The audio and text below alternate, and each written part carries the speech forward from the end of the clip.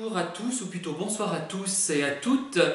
Voici une nouvelle vidéo sur le thème des pervers narcissiques, selon un angle qui ne sera pas celui que j'ai employé jusqu'à présent, puisque je ne ferai pas ou quasiment plus allusion à des problématiques personnelles par rapport à des personnes que j'ai pu rencontrer, puisque je trouve en fait que j'ai à peu près exposer tout ce que j'avais à dire, tout ce que j'avais à vous communiquer.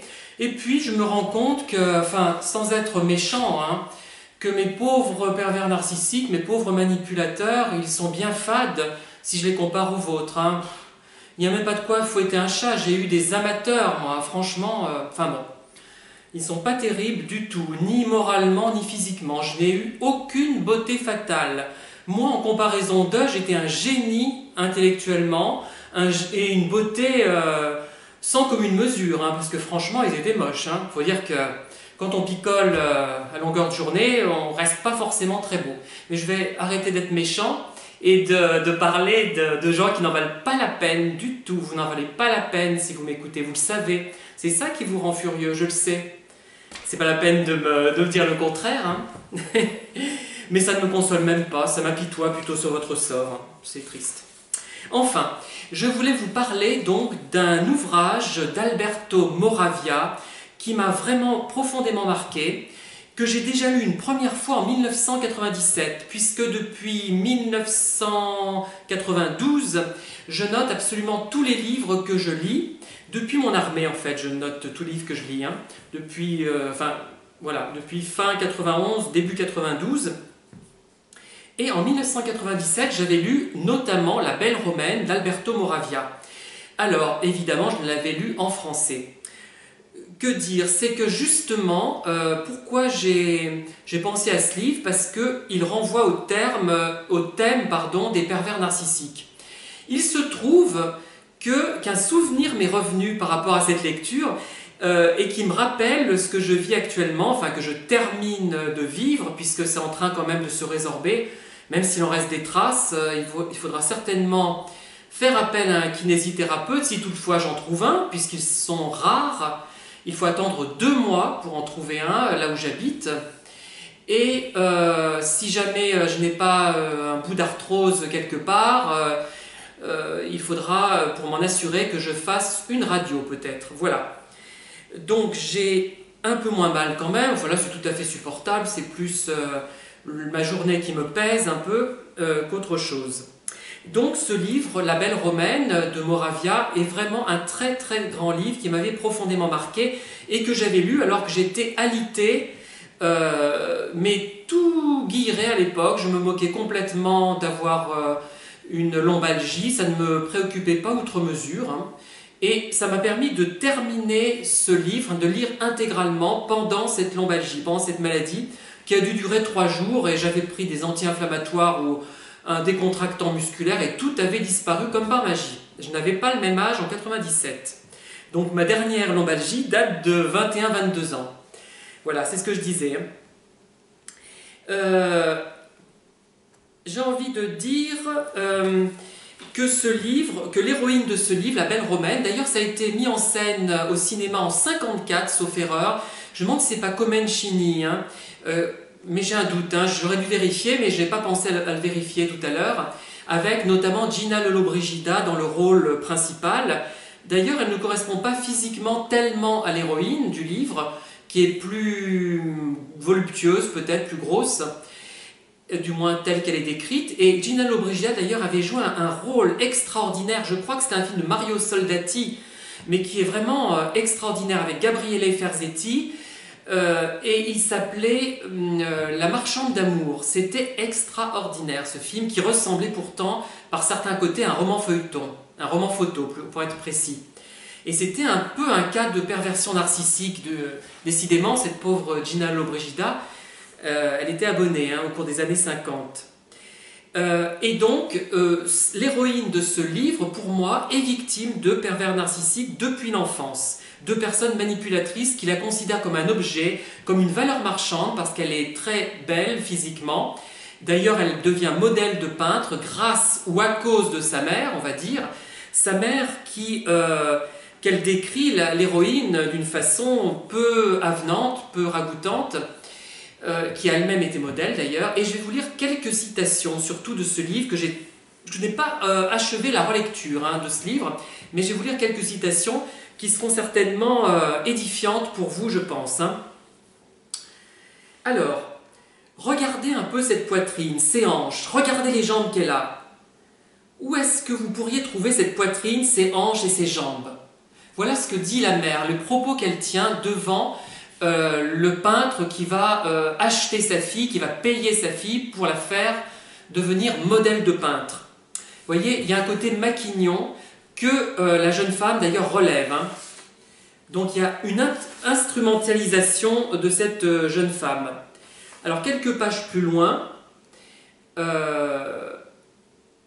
qu'est-ce qu'on a d'autre? Page 14, on va trouver... Je remettais à maman tout l'argent que je gagnais, et quand je ne posais pas, je restais près d'elle pour l'aider. Il y a vraiment un côté exploitation de cette jeune femme qui a 16 ans au début du livre.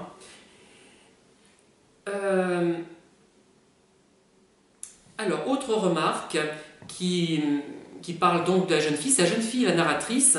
J'étais alors fort sentimentale, l'impolitesse d'une amie, un reproche de maman, une scène émouvante au cinéma, un rien suffisait à m'arracher des larmes.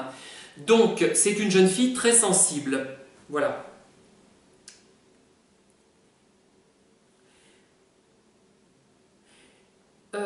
Après, elle dit qu'elle a gardé toute sa vie le soupçon d'être exclue du monde joyeux, scintillant du bonheur.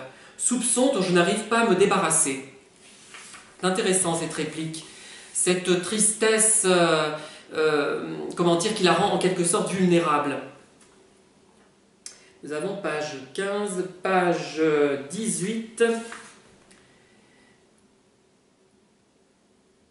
Alors, maman, n'ayant pas eu le courage de m'empêcher de naître, comme elle aurait dû le faire à l'en croire, avait été contrainte d'épouser mon père et d'accepter toutes les conséquences d'un mariage pareil.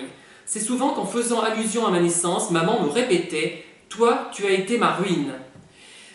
Cette réplique est très intéressante puisque j'ai déjà lu quelque part, je crois que c'est dans un ouvrage d'Isabelle Nazaraga, l'histoire d'une jeune femme, d'une jeune fille, d'une enfant même peut-être, qui se plaignait que ses parents, du moins sa grand-mère plus exactement, précisaient toujours qu'elle était une enfant, comment dire, non désirée. Voilà. Et là, c'est un peu pareil. La mère, donc, elle exploite sa fille financièrement, physiquement aussi, et elle lui répète en fait qu'elle n'aurait pas dû naître. Donc il y a déjà une fragilité de cette jeune fille très sensible à la base. Je continue, je cherche mes citations, je les ai notées, mais voilà.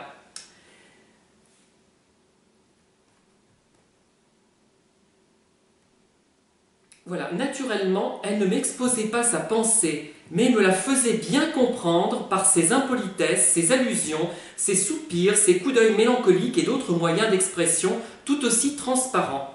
C'est une sorte de chantage continuel qui me permit de comprendre comment tant de jeunes filles, constamment martyrisées de la sorte par des mères ambitieuses et déçues, finissent un beau jour par se sauver de chez elles et se donner au premier venu pour échapper à ce tourment. Alors, vous voyez, il y a le côté, comment dire, harcèlement de la mère, en fait, mère ambitieuse et déçue, c'est-à-dire, ça ressemble à une mère perverse qui essaie de vivre avec sa fille par procuration, en quelque sorte. Elle exploite les compétences et les qualités de sa fille pour se valoriser elle-même, d'ailleurs pour gagner aussi de l'argent, Voilà. Et ça, on le voit dans les parents d'enfants pervers, les parents pervers narcissiques qui ont des enfants, qui utilisent leurs enfants pour se mettre en valeur. Il est bien sûr que maman n'agissait de cette façon que parce qu'elle m'aimait, mais c'était un peu l'amour que certaines fermières vouent à la poule qui leur pond des œufs. Dès que la poule n'en pond plus, elles se mettent à la palper, à la soupeser et à calculer s'il n'est pas opportun de la tuer. voyez, on est dans le même état d'esprit. Page 29, nous avons une phrase qui m'avait marqué et que j'ai, j'avais déjà souligné dans l'autre livre que j'avais lu à l'époque, que j'ai gardé mais que je n'ai pas retrouvé. La bonté, l'innocence, les hommes ne savent qu'en faire, et ce n'est peut-être pas là le moindre mystère de la vie que des qualités prodiguées par la nature et que tous louent en paroles ne servent qu'à rendre encore plus malheureux. Effectivement, il est de bon ton de dire que les êtres sensibles, bons, innocents sont formidables, ce sont des qualités extraordinaires. On décline ça, on chantonne, on chante les louanges de ces vertus, de ces qualités.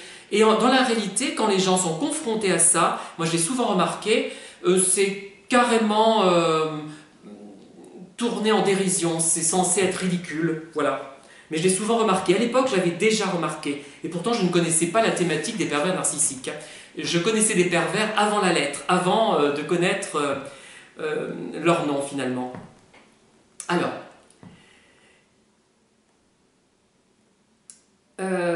voilà ce qu'elle dit de son petit copain, de son futur petit copain. Je notais qu'il avait la voix douce et j'ai eu l'illusion que cette voix me plaisait sans pouvoir m'empêcher d'y sentir quelque chose de faux et de maniéré. Alors là, c'est un indice, c'est-à-dire qu'elle croit que la voix de son futur petit ami lui plaît, mais en même temps, elle sent chez lui quelque chose de faux et de maniéré, quelque chose qui n'est pas naturel. Et ça, ce sont les indices, l'intuition qui joue.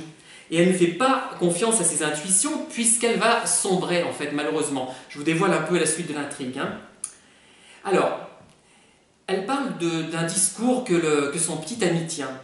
Ses paroles étaient fort astucieuses parce qu'elle me flattait tout en me laissant comprendre ses sentiments pour moi. D'autre part, il les prononça avec un mélange particulier de grâce et de fatuité qui acheva de me conquérir. Je poursuis.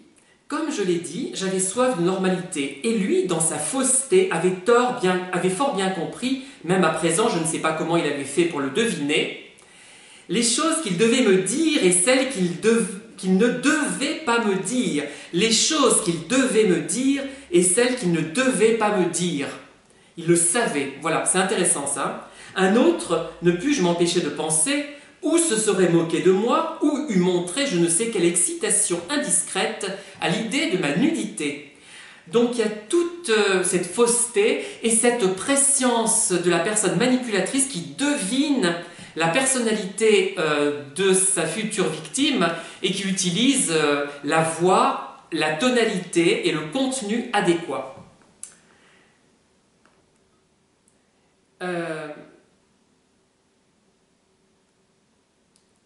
C'était précisément tout ce que je pensais, et je ne saurais dire à quel point j'étais heureuse qu'il pensât la même chose, ou fit semblant de penser la même chose.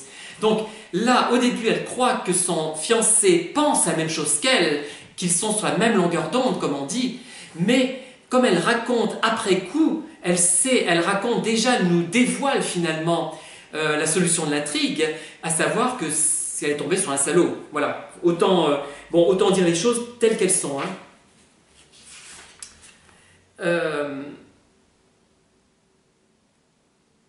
Alors, il tenait des propos honnêtes et sérieux, faits pour me plaire. J'étais alors très sentimentale. Tout ce qui évoquait la bonté, la vertu, la moralité, les affections familiales me touchait singulièrement, m'émouvait aux larmes. Des larmes qui coulaient facilement, en me donnant une impression enivrante et brûlante de soulagement. Voilà, donc j'en rajoute, mais tout va dans le sens de la manipulation. Cela m'étonnait moi-même, parce qu'il n'arrive pas tous les jours de rencontrer la perfection. Cela m'effrayait presque.